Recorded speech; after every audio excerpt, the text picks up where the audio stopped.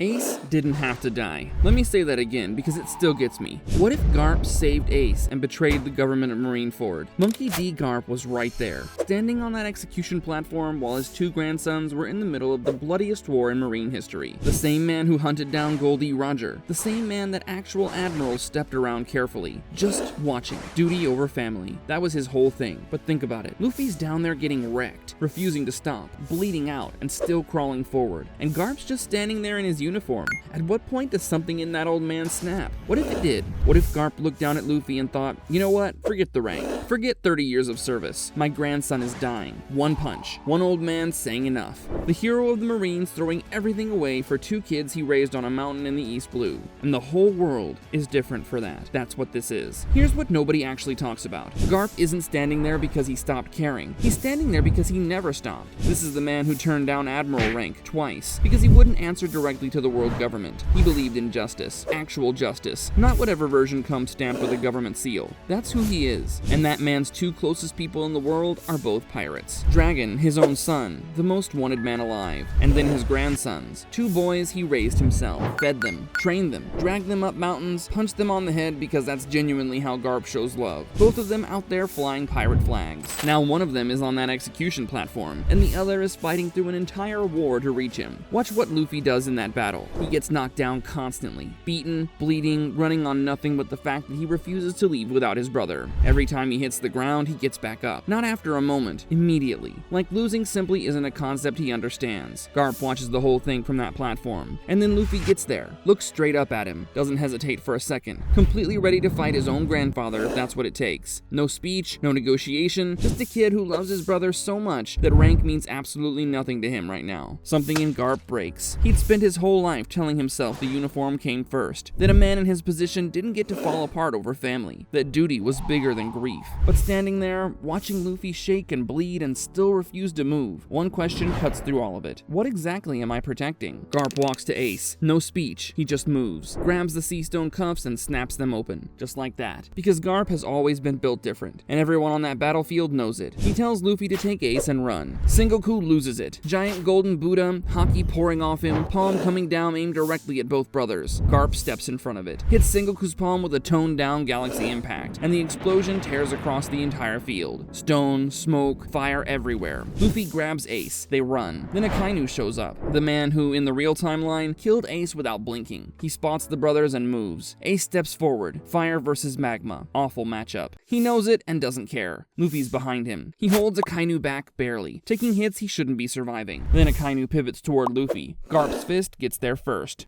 Full power. Akainu leaves his feet and just goes. Through the air. Gone. Half a second of complete silence across the entire war. The most dedicated Marine alive just launched an Admiral in front of a worldwide broadcast. Whitebeard laughs from across the field. That enormous ground-shaking laugh. Because he understands this immediately. This is what choosing a family actually looks like. His trimmer fruit roars. The Marine formation fractures. Their symbol just became their enemy. Then Shanks arrives. One arm. That conqueror's haki hitting the battlefield like a wave before he says anything. He calls a ceasefire. Quietly. Firmly. Everyone listens. Ace is alive. Luffy's alive. And Garp is walking away from the uniform, toward his grandsons. Toward the side he should have chosen a long time ago. 2 years. Genuinely unfair for anyone planning to fight Luffy later. Whitebeard offers him a spot on the crew. Luffy says no, he's going to be the Pirate King. Whitebeard laughs, then tells him plainly the new world will destroy him at his current level. Luffy thinks about it for 4 seconds. Fine. Marco works on sustaining gear forms without the physical cost destroying him every time. Jozu hits him repeatedly until his armament haki holds up under actual pressure. Vista teaches him to slow down, read the fight, use his surroundings, stop charging forward and hoping rubber absorbs enough damage. Which, to be fair, had been working fine until recently. And Whitebeard personally works on his Conqueror's haki. That raw, accidental burst at Marineford, Whitebeard teaches him to direct it, project it with intent, code his attacks with it the way Roger did. Haki that doesn't just hurt, it breaks will before the punch lands. Ace trains right beside him, brothers together properly for the first time since childhood, every day pushing each other. Ace is a Logia user, which makes him the perfect sparring partner for teaching Luffy how to actually handle Logia users. No better teacher for that specific problem exists. Luffy that comes out of those 2 years isn't an upgrade, he's something else entirely. The New World has no idea. Meanwhile, Garp finds Dragon. It takes months. Dragon is excellent at disappearing, which makes sense. Garp is excellent at finding people, which also makes sense for someone who cornered Roger. He reaches Baltigo. The scouts panic. Dragon comes out personally. The reunion isn't warm. Two stubborn men who spent years on opposite sides. Measured, professional. Two people whose love for each other has always been too complicated to say directly. But Dragon listens. When Garp finishes talking, welcome to the revolution. Then Garp meets Sabo, recognizes him immediately. Sabo looks back and something starts pulling. Fragments. Voices. 3 cups on a mountain in the east blue. Everything returns to him at once. Then Kuzan calls. Akainu is a fleet admiral. No version of the future has him inside that organization anymore. Garp tells him to come. Just like that, the Revolutionary Army gains the man who freezes oceans and the man who made Roger run. The world government is going to hate this. After Wano, after Kaido and Big Mom fall, after Gear 5th, after Luffy Whitebeard finally goes. Old age collecting what it was always owed. Edward Newgate, surrounded by his crew, goes quietly. Ace takes over. New captain, new emperor. The Marines move immediately. 2 admirals, a full fleet, and Saint Saturn personally. An immortal elder who has decided Ace gets handled directly. They hit hard. The Whitebeard pirates hit back harder. But 2 admirals and those numbers is a brutal equation, and the fight starts tilting the wrong way. Then Luffy arrives. Then the Cross Guild hits from behind. Crocodile and Mihawk picking the perfect moment to remove a massive chunk of Marines from the board. The pincer lands perfectly. Saturn steps in. Luffy, in full Gear 5th, goes straight at him. And while that's happening, Dragon launches the assault on Mary Joie. Everything they have. Garp, Kuzan, Sabo, every commander. Dragon tears the sky open, and lightning comes down across the Holy Land. It's incredible, for about 20 minutes. Because the elders don't fall. 4 of them. Ancient, regenerating, unkillable in any time frame that matters. God's knights behind them. The revolutionaries slowly, painfully losing ground. Dragon calls the retreat. Garland goes after him. Garp sees it. Injured. Exhausted. Running on the same stubbornness that cornered Roger. Punched Sengoku and walked away from everything he built to stand with his family. He steps in front of his son, takes the hit meant for Dragon, and goes down. Dragon catches him. Whatever distance he'd maintained through the whole fight disappears immediately. Because this is his father.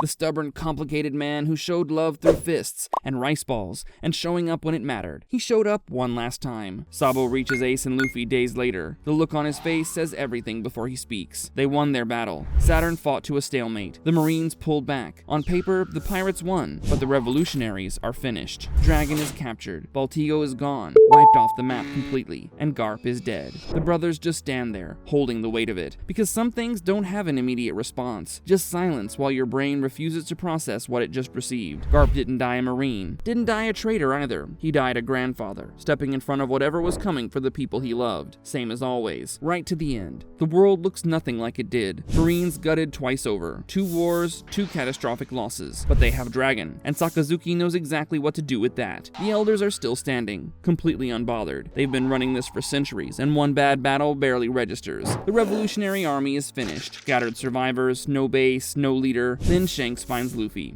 Sits down with him properly. Tells him Elbaf is the next move. Answers about Joy Boy. About the will that keeps passing from one generation to the next. The road Roger walked. The one that ends with Luffy's name on it. Then tells him to watch himself. Not regular, careful. The elders know exactly what Luffy represents. Gear 5th, the fruit, the will he carries. His existence is a problem they can't solve cleanly. And variables make ancient men who've controlled the world for centuries very nervous. Luffy listens. Then looks at his crew. Elbaf. Because that's how he works. He doesn't back away from threats. He gets strong enough that they stop being threats. 2 years under Whitebeard already happened. Gear 5th already woke up. Conqueror's Haki is already shaped into something real and directed. Whatever's waiting, he's going in the same way he always goes in. First, grinning. Completely unreasonable. Crew behind him. Ace alive somewhere in this world. And the memory of an old man who looked at everything he'd spent his life building and chose his family over all of it. Garp walked away from the Marines, but he never walked away from the people he loved. In a world built on power and centuries of careful control, that turned out to be the most revolutionary thing anyone ever did. This is what One Piece looks like when Garp made one different choice, and the entire world shifted because of it. Ace lived. Luffy trains under Whitebeard. Garp finds Dragon, and an old Marine finally stopped pretending duty mattered more than the kids he raised. Oda wrote the version that broke everyone, but this one just felt more right. If you enjoy these what-if scenarios, subscribe and stick around. There's plenty more where this came from. See you in the next one.